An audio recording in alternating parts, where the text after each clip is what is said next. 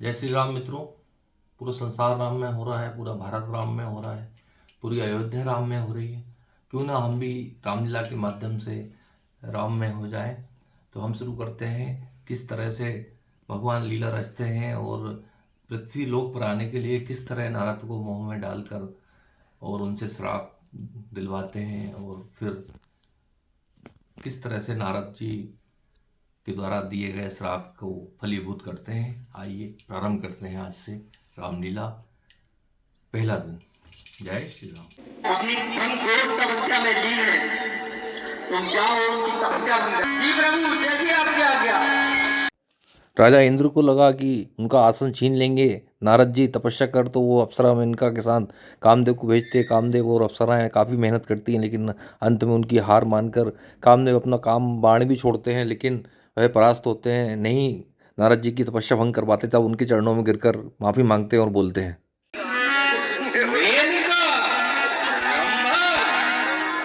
कामदेव 3 अप्सराएं लेकर आया, वो चरण पकड़ रहा है। अंत में तेरी हार हुई, अच्छा हुआ आज इसी पहाड़े में कामदेव पर विजय प्राप्त कर ली। उससे बड़ा तपस्वी आज इस संसार में कोई नहीं है। चलो जाओ, निकलो यहाँ से।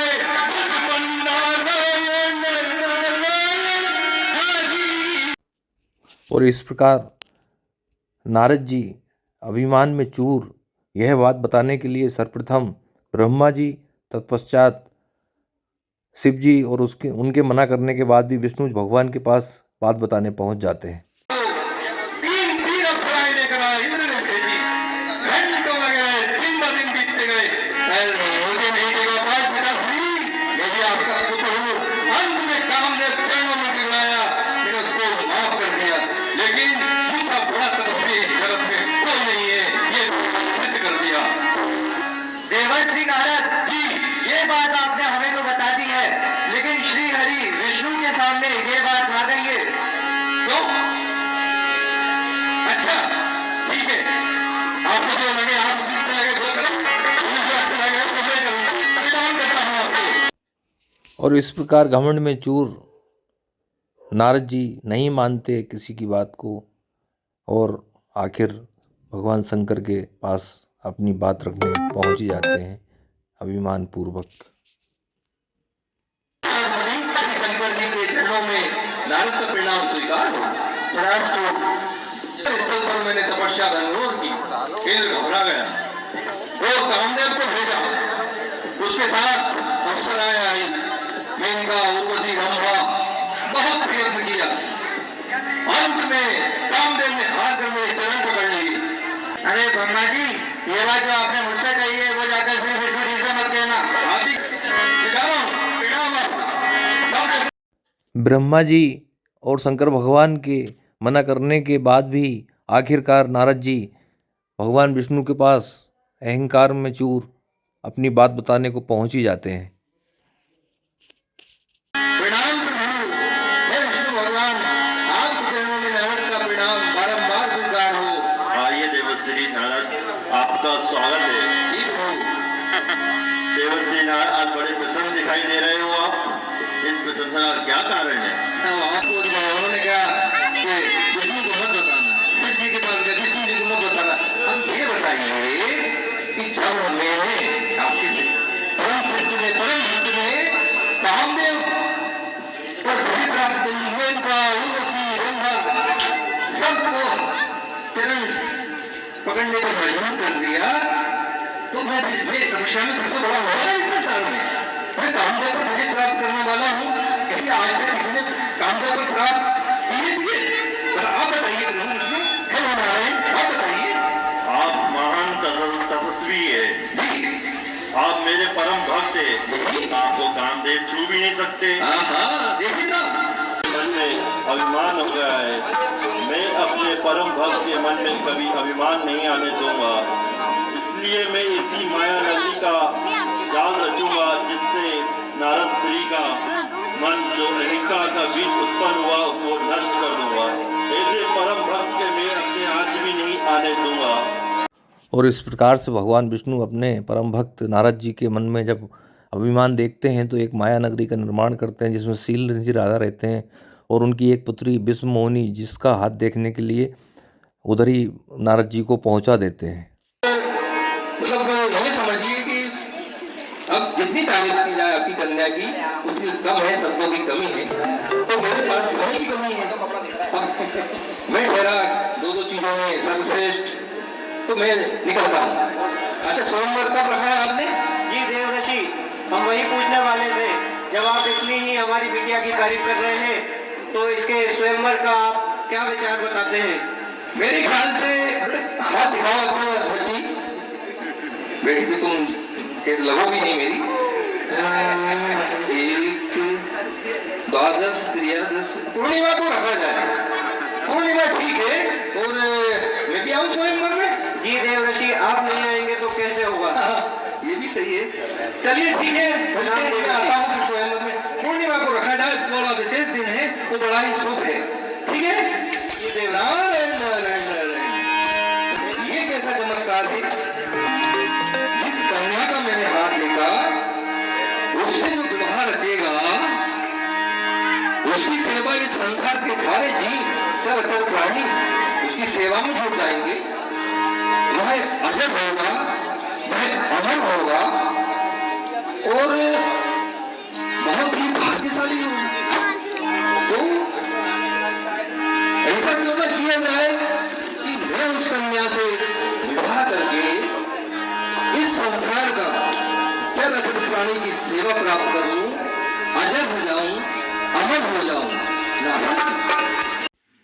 और इस प्रकार नारद जी भगवान के मायाजाल में फंस जाते हैं और उस कन्या से विवाह के लिए, जो कि स्वयं लक्ष्मी जी का रूप है, भगवान विष्णु का रूप लेने के लिए भगवान विष्णु के पास पहुंच जाते हैं ताकि वो कन्या उनके गले में वरमाला डाल सके और वो इस जगत के चिरंजीवी और चराचर प्राणियों के उनकी सेवा करें, ऐसा बनना की सोचकर उनके पास पहुंचते हैं और अपनी बात कुछ इस प्रकार से रखते हैं। तो ये देखिए नारद जी, क्या चाहते हैं आप? बस मैं ये चाहता हूँ प्रभु कि आपका जो स्वरूप है बहुत ही सुंदर है, मनमोहक है। सारी दुनिया इस मन को मोहने वाली आपकी सूरत पर मरती है। तो वह आप रूप मुझे दे देंगे तो वो कन्या मुझ पर मरकर मेरे गले में वरमाला डाल देगी। एक भक्त का घर मर जाएगा।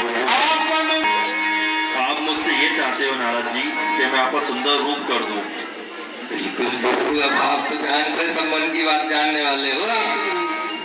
मेरे भक्त का जिस हित में हित है वह काम मैं जरूर करूंगा नारद जी। मेरा हित तो वही है। आपका रूप ले लिया है तो आपसे संसार में ज्यादा कोई सुंदर नहीं है। निश्चित रूप से वरमाला मेरे गले में पड़ेगी तो किस एक कुआरे का, आपके कुआरे भक्त का घर बच जाएगा। मैं प्रणाम करता हूँ प्रभु आपको। और इस तरह से नारद जी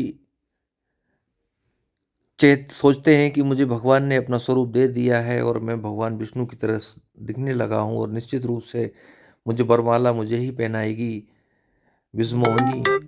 यह सोचकर वह आगे बढ़ते हैं और जहाँ पर स्वयंवर हो रहा था वहाँ पर बहुत तेज़ी से अपने कदम बढ़ाते हुए पहुँच जाते हैं और उस कन्या के लिए आगे पीछे कैसे घूमते हैं, अपने आप को बंदर का रूप जबकि भगवान ने उन्हें दिया है इनका हाथ तोड़ने के लिए।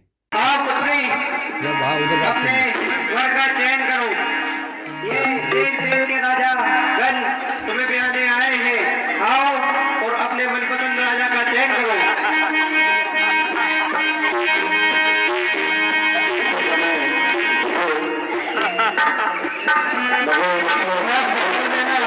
अरे इधर आओ कन्या, इधर तो निहारो कन्या। हमारा रूप देखो, हमारा रूप देखो कन्या। ये जगत में ना। और इस प्रकार से यह जानकर नारद जी कि मुझे भगवान विष्णु का रूप मिल चुका है, स्वयंवर में पहुंचकर विश्व मोहिनी जिधर माला लेकर जाती है उधर उसके आगे आगे भटकते हैं इस संदेह में कि मुझे भगवान विष्णु का रूप मिल चुका है और वरमाला मेरे ही गले में पड़ती। तब भगवान विष्णु आकर क्या करते हैं देखिए।